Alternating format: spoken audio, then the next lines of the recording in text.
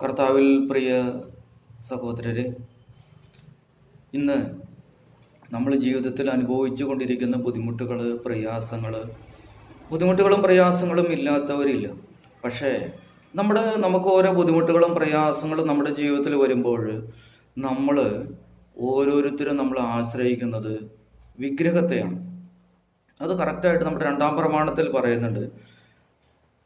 ദൈവം മോശ വഴി ജനങ്ങൾക്ക് നൽകിയ 2-ാമത്തെ പ്രമാണത്തിൽ വ്യക്തമായിട്ട് കർത്താവ് പറയുന്നുണ്ട്, അങ്ങ് സ്വർഗത്തിലോ ഭൂമിയിലോ സമുദ്രത്തിലോ സമുദ്രത്തിനടിയിലോ ഉള്ള ഒന്നിൻ്റെയും പ്രതിമ ഉണ്ടാക്കുകയോ അതിനെ ആരാധിക്കുകയോ കുമ്പിടുകയോ വണങ്ങുകയോ ധൂപാർച്ചന നടത്തുകയോ ചെയ്യരുത്. അത് സ്ത്രീയുടെയോ പുരുഷന്റെയോ സാദൃശ്യത്തിലോ ഉണ്ടാക്കുകയോ വണങ്ങുകയോ ചെയ്യരുത്. അത് കൃത്യമായിട്ട് കർത്താവ് നമ്മളോട് ആവശ്യപ്പെടുന്നുണ്ട്. പക്ഷേ ഇന്ന് നമ്മൾ ഓരോരുത്തരും നമുക്ക് എന്തെങ്കിലും ഒരു പ്രയാസങ്ങൾ വരുമ്പോൾ ജീവിക്കുന്ന ദൈവത്തെ നമ്മൾ ആരാധിക്കാനല്ല നമ്മൾ ഇന്ന് മുന്നോട്ട് പോകുന്നത്.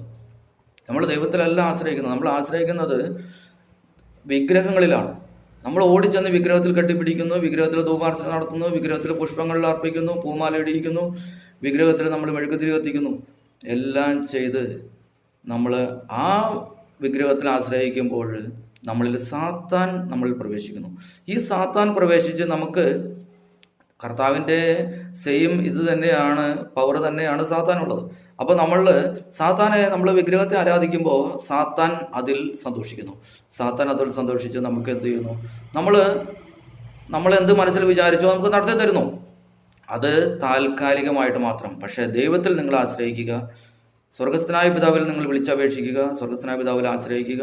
അവിടുന്ന് നിങ്ങൾക്ക് തീർച്ചയായും അവിടുന്ന് വിജയം തരും. ദൈവത്തിൻ്റെ ശക്തമായ കരത്തിന് കീഴിൽ നിങ്ങൾ താഴ്മയോടെ നിൽക്കുവിൻ.